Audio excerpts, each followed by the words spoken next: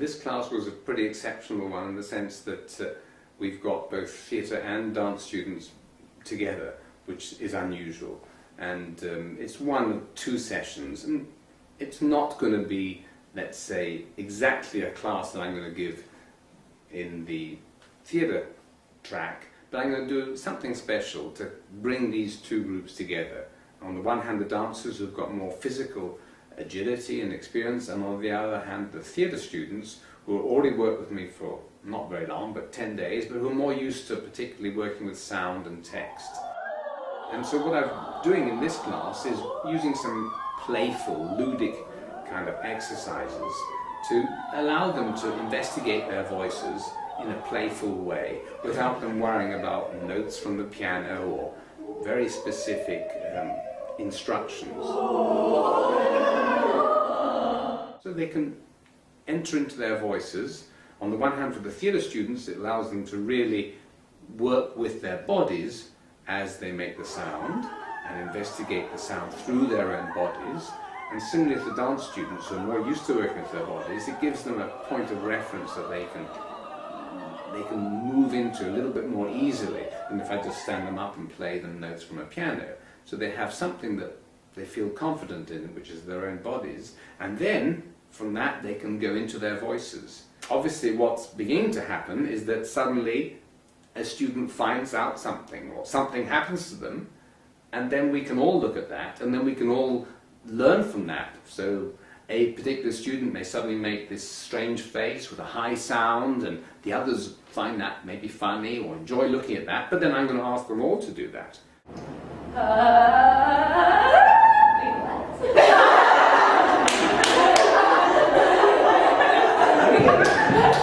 see what she just did? She went, what? You all do that, so you're going to do your little, what? You have this little rupture. And in that way they're going to find out something about that other student, but also something about their own voices and their own ability to mimic or to put themselves into another person's body or into another person's voice. And that is what they need to do in terms of, as actors, as performers, is to feel their way into someone else's skin, into someone else's voice.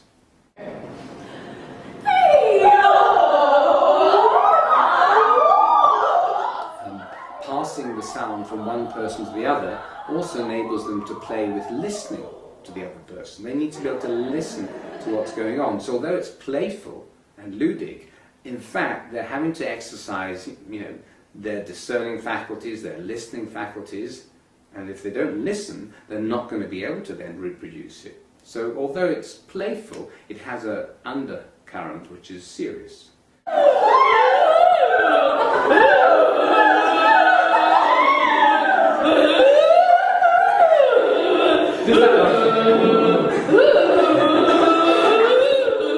So again, it's a question of little strategies from my part that's going to help them to leave aside their self kind of awareness or feeling shy about revealing themselves vocally in the class, and use really quite natural reflexes to move into their voices and find out who they are through their voices. And some of them, I'm sure, will say, gosh, I didn't know that I could do that, or God, I mean, did I sound like that? Or God, listen to what she did just now. So they're going to be surprised by some of the things that's coming out of them and that's coming out of their peers.